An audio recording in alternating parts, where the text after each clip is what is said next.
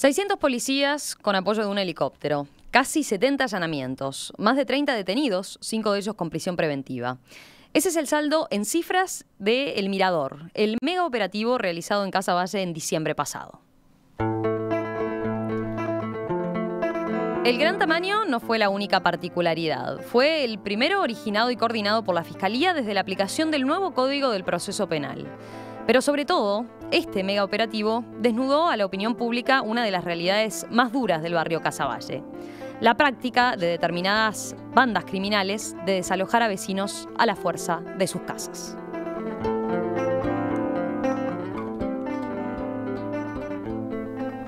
Puerta, abrí.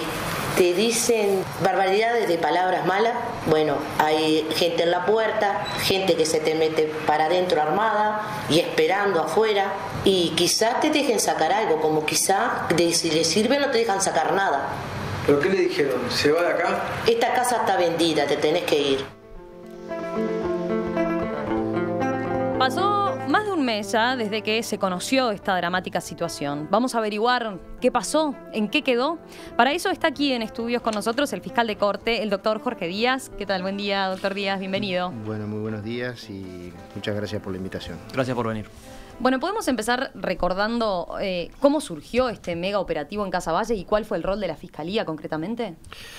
Bueno, como ustedes saben, a partir del 1 de noviembre pasamos de un sistema inquisitivo a un sistema acusatorio que en sustancia lo que consiste es de que la dirección de las investigaciones que antes las llevaban los jueces ahora queda en manos de los fiscales. Esto, dicho así, parecería nada más que un mero cambio de los sujetos y una nueva asignación de roles, pero es bastante más profundo que eso, y nosotros apostamos a que sea bastante más profundo que eso, en el sentido de que cuando uno coloca a un juez a dirigir una investigación, que ese juez tiene una absoluta, total y completa independencia técnica, las cargas de trabajo se distribuyen en función no precisamente de la conexión y demás, sino en base a criterios legales previamente establecidos, y ese juez, que por un lado tenía que ser un investigador y por otro lado tenía que ser el garante de los derechos, o sea, tenía que cumplir como los dos roles al mismo tiempo,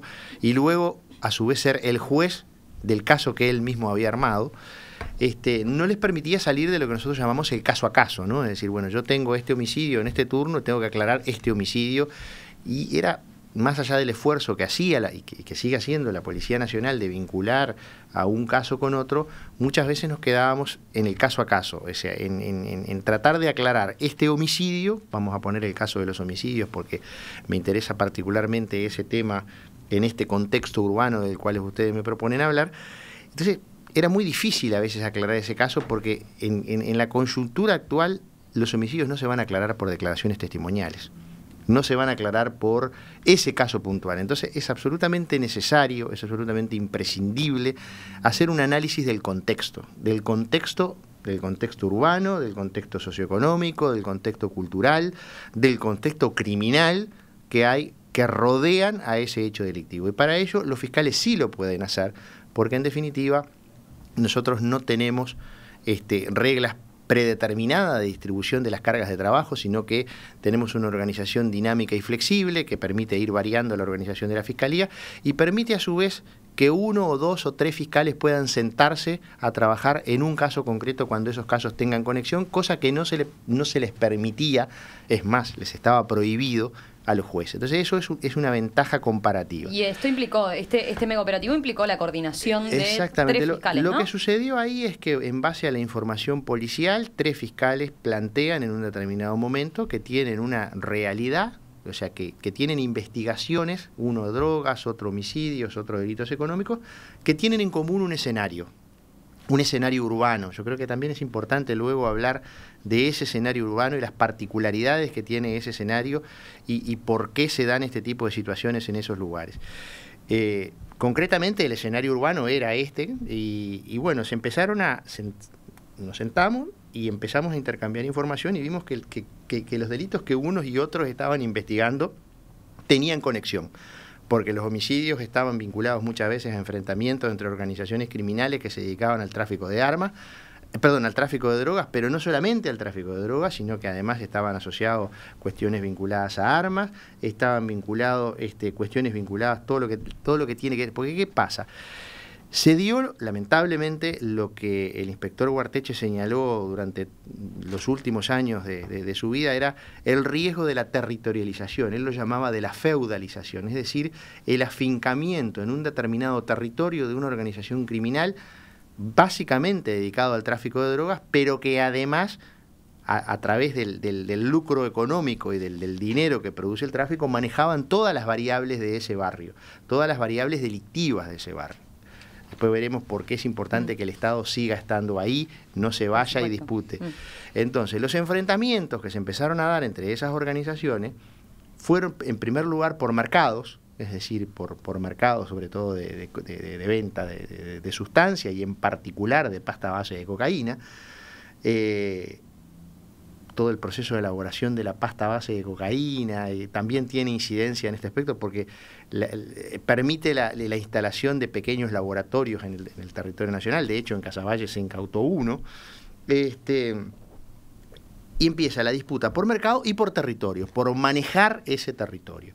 Entonces, en el caso específico, además de Casaballe, lo que tenemos, o de esa zona en concreto, es que tenemos un territorio urbano, un escenario urbano que tiene determinadas características que facilita la instalación de este tipo de organizaciones criminales. Por ejemplo... A ver, ¿cuáles son? Sí. Y bueno, en primer lugar, una situación jurídica absolutamente irregular. Es decir, Casaballe, por lo que nosotros hemos podido rastrear, la única mutación jurídica que existió en los últimos años es una expropiación bastante extraña que le hace la Intendencia Municipal al Estado Central. Luego no encontramos permisos de construcción para construir todo eso, no hay permisos de construcción, no hay habilitaciones de finales de obra y tampoco hay adjudicaciones, es decir, jurídicamente eso es de nadie. Está construido en una zona, obviamente en un terreno nadie municipal, tiene título de propiedad. pero nadie tiene título de propiedad. Esa es la primera particularidad. La segunda particularidad es el tipo de construcción, que eso fue construido como una cuestión transitoria. La transitoriedad viene desde fines de la década del 60, principios de la década del 70, o sea que de transitorio ya no tiene nada. Pero el tipo de construcción también está hecho pensando en esa transitoriedad. Y luego, obviamente, usted me dirá, ¿y en qué tiene que ver en esto? Y bueno, tiene que ver, por ejemplo, en que este tipo de organizaciones, para desalojar mediante extorsión a los habitantes de un determinado punto del complejo que a ellos no les interesa que estén, o porque no integran su organización y son ciudadanos honestos, o porque de alguna manera están vinculados a otra organización. Acá el peso familiar es importante dentro de estas organizaciones, pues no piensen ustedes que estamos hablando ni del cártel, ni de la mafia, estamos hablando de organizaciones en principio precarias. Así arrancan también, ¿no? Así se empieza. Entonces eso, la no existencia de documentación, de título, usted no va a encontrar prácticamente a nadie que tenga la luz a su nombre, ni siquiera a eso me estoy refiriendo. Entonces eso también de alguna manera contribuye a que si yo como organización tengo una unidad que tiene 300 apartamentos y tengo tantos apartamentos que están ocupados por integrantes de mi organización y otros que no, y no los quiero ahí porque me molestan o porque quiero beneficiar a alguien de una organización o porque me molestan o porque están vinculados o porque son tiras, como dicen ellos, etcétera. Entonces es muy fácil desalojar mediante el uso de la fuerza. Lo otro es... Eso fue lo que más impactó, ¿no? Enterarnos de una realidad que bueno, para la gente del barrio parecía común en los últimos meses. Ojo que es una realidad relativamente nueva que nosotros la ubicamos desde fines de octubre en adelante, fines de octubre, principios de octubre en adelante. O sea, no teníamos información previa de que esto estuviera ocurriendo con anterioridad. Claro, que me imagino que tiene que ver con esa cuestión de ir avanzando en el territorio, ¿no? O sea, claro, porque al haber organizaciones que disputan un territorio, y ahí hay 3 organizaciones que se manejan básicamente, o por lo menos nosotros tenemos indicios de que habría 3 organizaciones que se manejan en el mismo territorio muy cercano. Entonces hay disputas entre ellos. ¿Pero qué también es verdad que cuando se produce una intervención, esos equilibrios son muy frágiles. Hubo un episodio concreto donde se matan al líder de una de las organizaciones rivales, se hace una investigación, se procesa y se remite a la cárcel al líder como autores de ese homicidio, a los líderes de la otra, y se termina fortaleciendo la tercera. Claro. Es decir, ahí hay equilibrios muy... Esto no quiere decir que no haya que intervenir, por favor, no se me malinterprete. Digo que hay equilibrios muy finos, y que nosotros, bueno, el Estado, la primera responsabilidad que tiene es no abandonar ese territorio. Yo creo que la diferencia esencial que tenemos nosotros como país, a diferencia de otros territorios, es que el Estado tiene presencia en todo el territorio nacional. Y cuando hablamos de Estado, no hablamos solo de las fuerzas de seguridad, hablamos del Estado, de la sociedad organizada en el Estado. Y ahí está el rol de la Fiscalía, entonces... De la Fiscalía pero nuestro rol es muy puntual, nuestro rol es la investigación de los delitos que se cometen, pero el Estado es primaria, el Estado es secundaria, el Estado es la salud, el Estado es todo eso. Entonces, lo primero es no abandonar esa zona, que alguna amague hubo. De abandono. Sí, y eso no puede pasar, porque además otra cosa nueva que notamos, además de estos desalojos, es una intencionalidad de avanzar sobre la presencia del Estado. Por ejemplo, nosotros constatamos que los últimos días de fin de año, prácticamente en la tarde la escuela no funcionaba, porque los padres retiraban a sus hijos de la escuela. Claro, miedo, balas, muchas porque cosas. Se corría el rumor, y este es otro tercer elemento que es bien importante, porque son más los rumores de enfrentamiento que los enfrentamientos. Es decir, dos se disparos. especula con el miedo. Claro, y eso es lo preocupante. Y se corre como reguero de pólvora. A mí me han llegado WhatsApp de lo que se pudre todo en Está Casabal. pasando tal cosa y automáticamente yo soy padre, lo retiro. Entonces ellos lo graban y había como una intencionalidad clara de que la escuela tenía que cerrar antes. No en el horario de la mañana, porque generalmente duermen en la mañana, pero en el horario de la tarde era claro. Incluso la deserción era altísima en la tarde y no tan alta en la mañana. Y una pregunta, ¿se disputan el territorio por qué? ¿Porque venden allí exactamente o eso se refleja que las disputas son allí para la conquista de Montevideo o de otros barrios? ¿Cómo por se ahora eso? Lo que nosotros no vemos que desde allí haya una intención. Lo que sí nos preocupa y me parece que en eso hay que trabajar fuertemente, en que esto no sea un experimento exitoso para este tipo de organizaciones, porque si esto se repite en otros barrios, la situación se va a empezar a complicar. Por ahora nosotros tenemos una fuerte concentración, o sea, los números, las estadísticas, la georreferenciación de los delitos nos marca claramente una fuerte ubicación en ese lugar. A modo de ejemplo. Pero la disputa es ahí y el mercado es simplemente ese. En realidad ese es un mercado muy importante para ellos, pero obviamente eso se asocia a la comisión de otros delitos, porque para obtener dinero para comprar drogas se cometen toda una serie de delitos asociados, desde la rapiña, los hurtos, pero también si uno ve el número de rapiñas también se concentra en esa zona.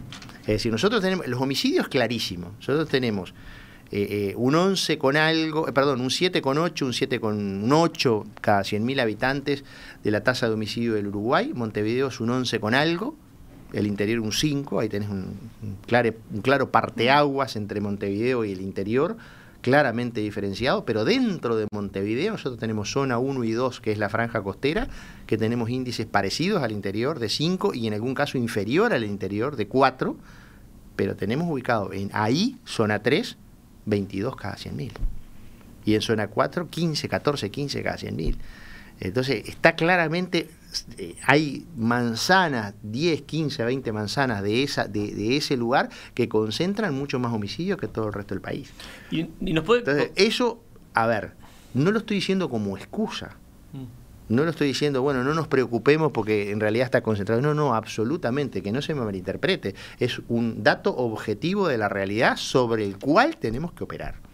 Sí. No es una excusa, por favor, porque a veces cuando uno dice esto, bueno, nos están diciendo que como es un ajuste de cuenta no nos preocupemos. No, preocupémonos.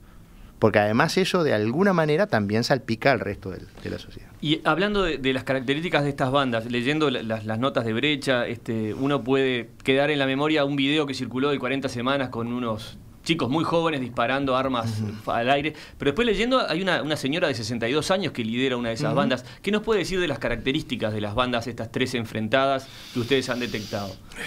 En realidad hay una caracterización precisa que a mí no me gustaría decirla, no debo decirla públicamente porque se está trabajando en ese tema, y la caracterización concreta de los individuos, los integrantes y demás, pero porque además obstaculizaría el desarrollo de la investigación que todavía está en curso. Pero es claro, en principio, los elementos que a nosotros nos interesa destacar, que son importantes, es primero la territorialización o feudalización de este tipo de... la disputa territorial, la disputa por los mercados y la necesidad de revertir ese proceso. Hay otra cosa que a mí me parece importante remarcar, esto es reversible. Porque a veces cuando uno habla de esto, yo me acuerdo cuando empezamos con Guarteche a hablar de este tema y a decir en el año 2007, 2006, 2008, que nos preocupaba porque no existía una percepción compartida del riesgo entre aquellas personas que tenían que tomar las decisiones, entre las distintas autoridades, que no había una percepción compartida del riesgo e insistíamos en ese punto. Muchos nos decían, bueno, ustedes lo que quieren es la autoprofecía cumplida.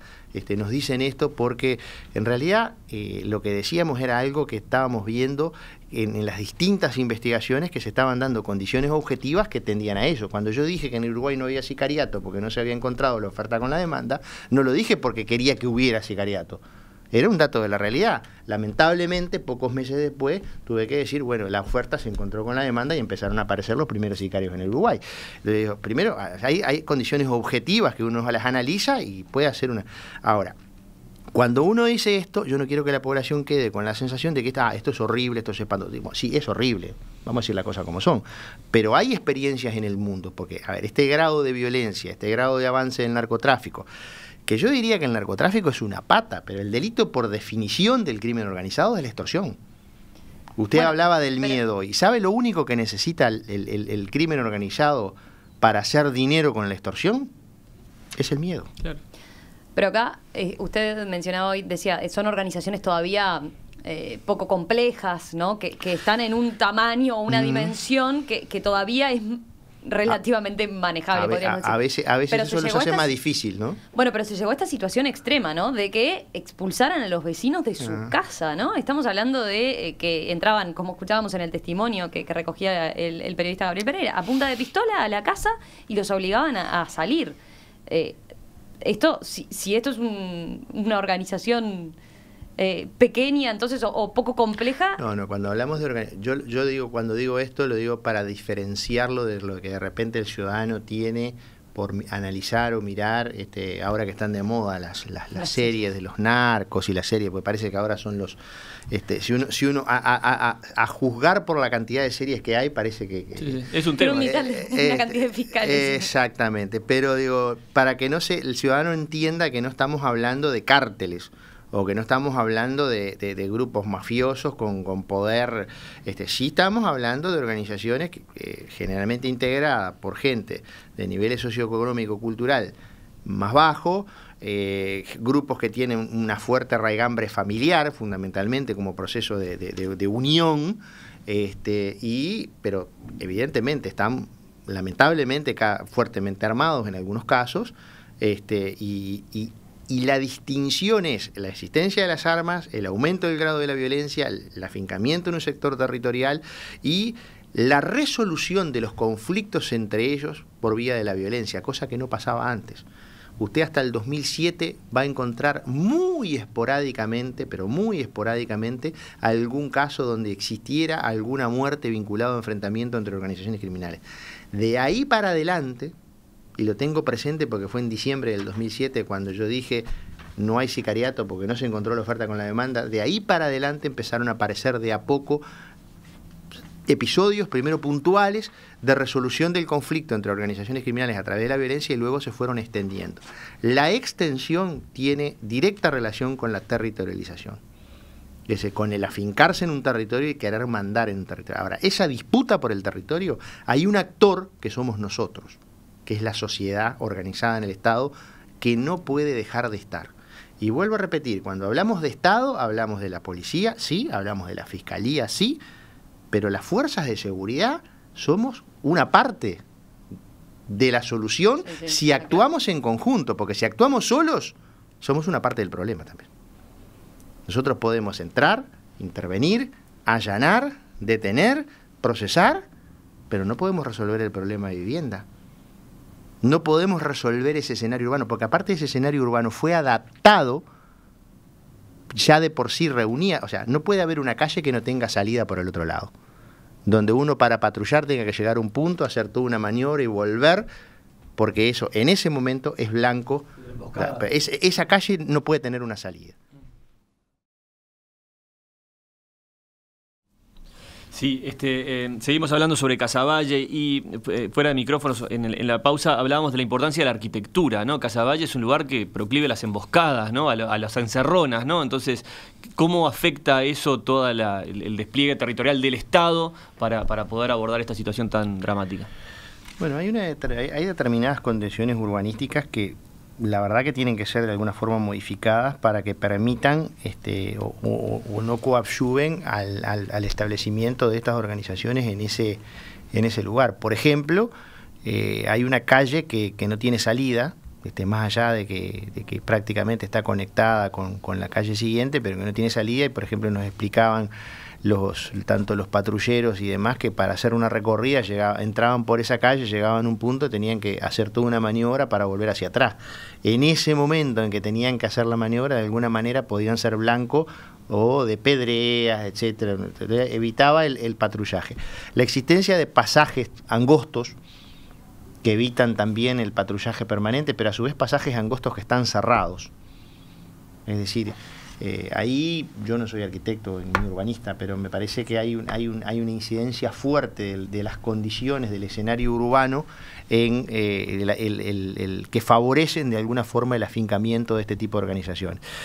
Cuando se hacen los allanamientos, que se piden 60 órdenes de allanamiento y creo que eran 20 órdenes de captura, una de las cosas que nosotros estábamos previendo, o que nosotros, cuando digo nosotros, digo, en realidad son los fiscales que intervienen en el caso. Acá está claro que quien lleva adelante la investigación ahora, en este momento, es el doctor Enrique Rodríguez, que fue quien estuvo a cargo, junto con la doctora Mónica Ferrero y el doctor Juan Gómez, pero fundamentalmente el doctor Enrique Rodríguez y la doctora Ferrero fueron las que terminaron formalizando como consecuencia de ese operativo. Después el doctor Juan Gómez tuvo algunas formalizaciones por homicidio, pero en momentos distintos.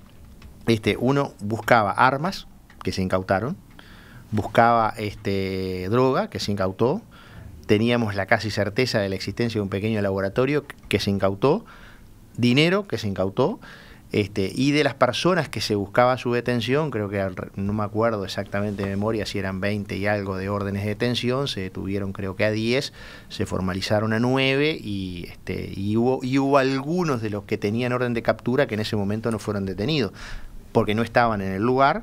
Y lamentablemente, bueno, una de las personas que tenía orden de detención y que no fue habido en ese operativo fue víctima de un homicidio la semana pasada, es decir, que esto ha seguido lamentablemente.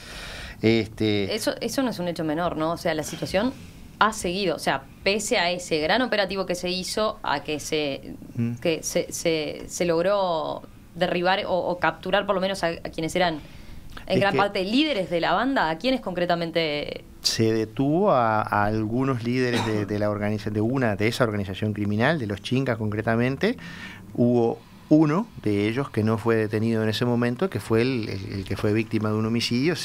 No sabemos, está investigando ese homicidio. Seguramente o probablemente esté vinculado a estos enfrentamientos de los cuales estamos hablando, y por eso hablábamos de la importancia del contexto, porque si uno lo ve objetivamente aislado, es un homicidio puntual y concreto, que si alguien pretende aclararlo por las declaraciones testimoniales, seguramente va a fracasar rotundamente, porque es imposible aclararlo en base a eso, porque nadie habla.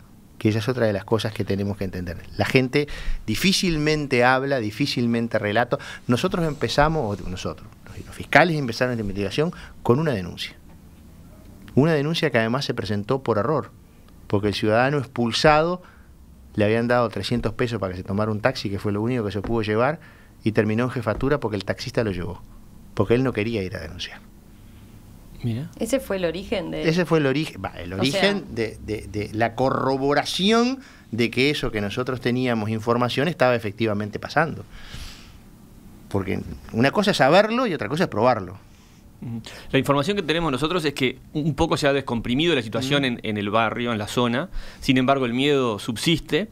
Y la pregunta es, ¿qué garantía tiene la gente de que desde la cárcel aquellas personas que fueron privados de libertad no sigan operando sus bandas y sus guerras personales? Bueno, eso es algo que ha seguido, o sea, no solo en cuanto al tráfico de drogas, nosotros tuvimos gente... a mí me tocó como juez de crimen organizado, no ahora, hace 10 años atrás, sacar a una persona de la cárcel para procesarla por tráfico de droga y volverlo a mandar a la cárcel. No una, varias veces.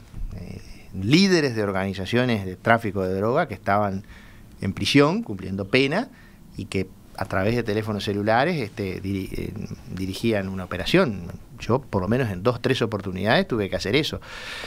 Es frustrante, ¿no? Es frustrante incluso para el operador que trabaja en ese momento, que desde la cárcel se pueda seguir utilizando ese tipo de tecnología que permite que en última instancia, ahí yo no me voy a meter en el tema carcelario porque no es de mi responsabilidad. Sé que se han hecho intentos de bloquear y de bloqueo. Es claro que es absolutamente necesario tener al menos un establecimiento de reclusión que sea bloqueado totalmente, porque si no este tipo de cosas van a seguir pasando. De todas maneras, lo que nosotros tenemos que hacer, cuando digo nosotros ahora hablo de todo el Estado, es seguir trabajando. Si esto queda en una operación puntual, las condiciones objetivas siguen siendo las mismas, el fenómeno se va a repetir.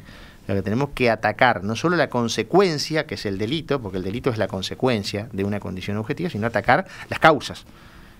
Y en las causas, ahí la Fiscalía lo que puede hacer es ayudar, decir, mire, está pasando esto, pero nosotros no tenemos competencia para atacar el fenómeno de fondo. Antes de ir a ese punto que me interesa profundizar, hay un aspecto que llamó la atención luego del operativo, que muchos oyentes lo marcaron en su momento, que fue, que solo 5 quedaron de las personas que fueron detenidas en un primer momento, solo 5 quedaron con prisión preventiva y a las demás se les determinó prisión domiciliaria. ¿Cómo se explica esto? ¿No continúan manejando el negocio desde allí incluso? Bueno, eso es yo francamente no tengo los detalles no solo el número es el que usted dice exactamente, pero no estuve en la audiencia, no sé cuáles fueron las razones. Por lo que tengo entendido, en principio el fiscal había pedido prisión preventiva para todos, pero quien define en última instancia es el juez. Desconozco las razones por las cuales se dispuso una medida cautelar que no fuera la prisión preventiva. Es una buena pregunta para formularle al fiscal para estar, por lo menos para saber qué fue lo que pasó. El número de personas, porque después hay una cosa que me interesa remarcar, porque siempre después dice, ¿por qué 60 allanamientos? ¿Por qué 20 detenidos? ¿Por qué solamente 9, 10 procesados? Cuando uno pide 60 allanamientos, en ese escenario urbano uno no sabe exactamente en qué apartamento está la persona que uno está buscando. Entonces teníamos los domicilios de aquellas personas que habían sido desalojadas. Queríamos saber si eso estaba vacío, si allí estaba viviendo una nueva familia o si eso estaba siendo usado como depósito, que fue una hipótesis que nosotros teníamos que se corroboró.